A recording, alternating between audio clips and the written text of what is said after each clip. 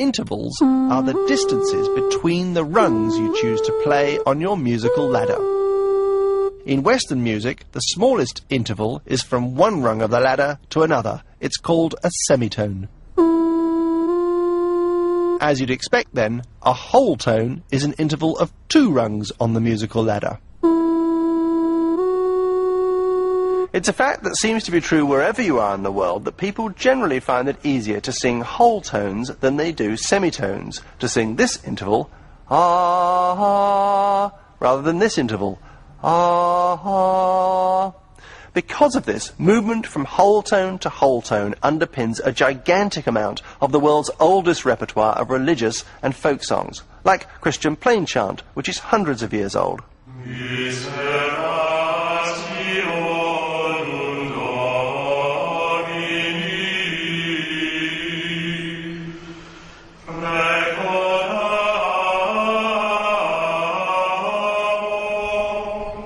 Plain chant moves step by adjacent or nearly adjacent step, meandering from note to note without any unexpected leaps or falls.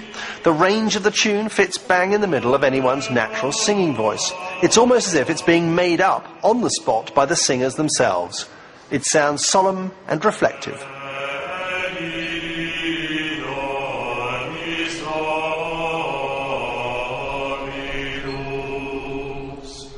But here's another tune which moves around by adjacent steps, also heavy on the whole tones, which isn't at all holy or solemn. It's a Bulgarian folk song.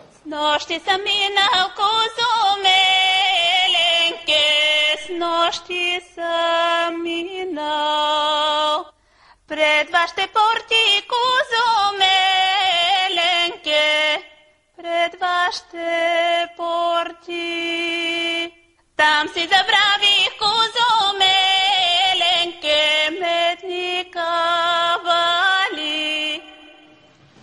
The fact is, these tune types, chant and folk song, are what nearly all vocal music sounded like in distant centuries. They're just the ones that have survived. Even when the words had very different meanings, the way the voice glided about from note to note was often very similar. Gradually, though, those intervals began to widen beyond the semitone and the whole tone to make tunes that were more ambitious, had a greater vocal range, and were less predictable. In the Middle Ages, the third was popular, as was the fourth,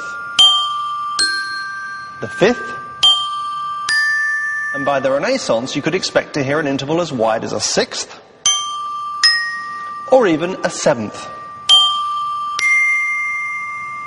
To make a tune, we can mix and match these intervals to our heart's content. Almost any combination of our basic repertoire of notes could turn into a half-decent melody.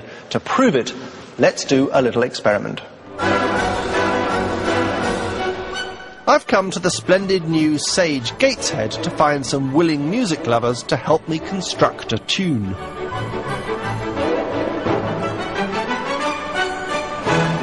Now, each of these counters represent the most used of the Western note intervals, 1 to 8, yellow up, blue down, and I'm going to ask random passers-by if they will pick out of this bag counters of these intervals, and then, just like in the game of consequences, we're going to put them in a row and play the collectively composed melody.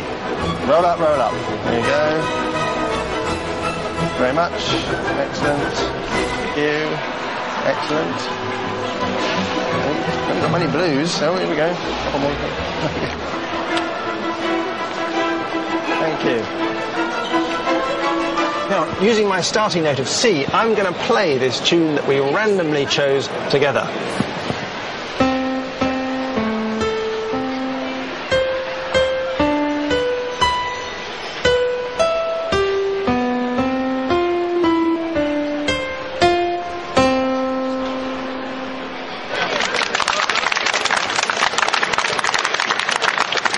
Well, I don't think it'll make number 1 next week, but you can also see that it's not that weird either. And what composers have been doing for hundreds of years is taking these notes, pitches and intervals and making lovely tunes out of them. It's the same task whether you're J.S. Bach or Burt Bacharach, Fritz Kreisler or the Kaiser Chiefs, or Carl Maria von Weber or Andrew Lloyd Webber. Once you've got your basic tune, you can start having fun with it. Of course, you don't have to pull your melody out of a hat. There are tried and trusted musical templates that give composers their starting points. There are useful comparisons to be made with storytelling.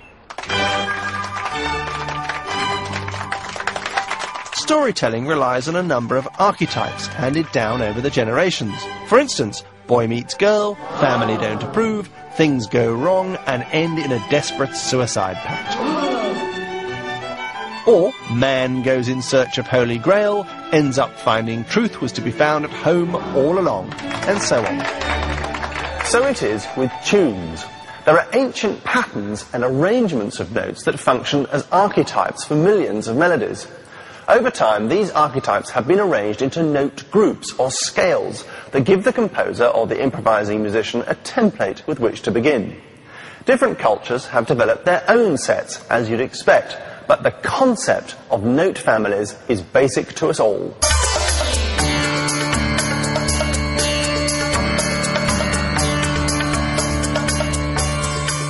These note groups or scales are called modes, and they all have a subtly different effect on the listener's emotions.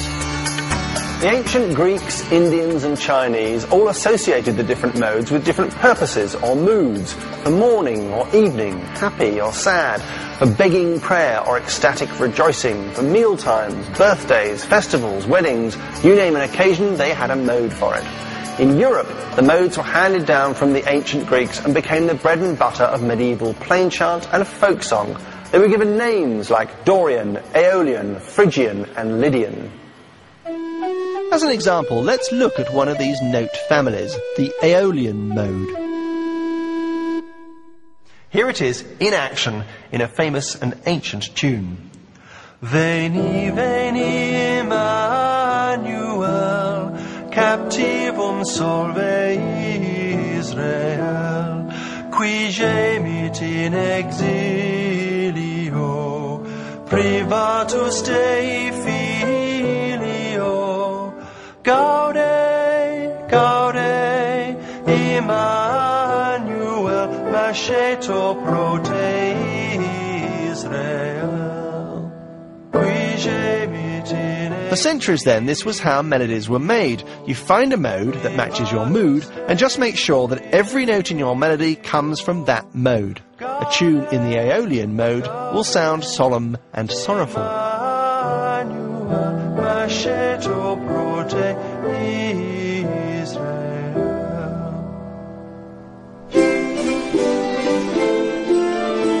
This worked fine until around the 16th century. After all, if it was good enough for the Pope in Rome, it was good enough for the rest of Christendom.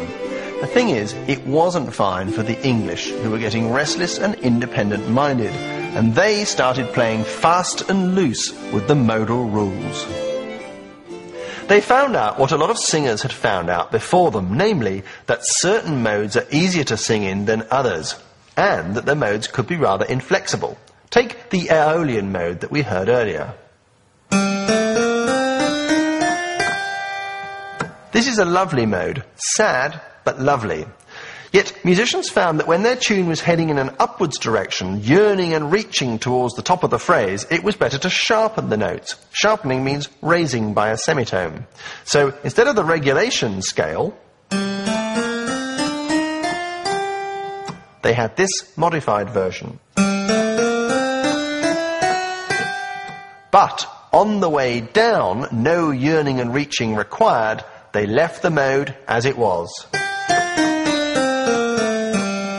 The result was a mode with a variable rung on its ladder. Not so great a crime, you may think, but in Britain, the variable rung caught on like wildfire. They couldn't get enough of it. They went variable rung mad.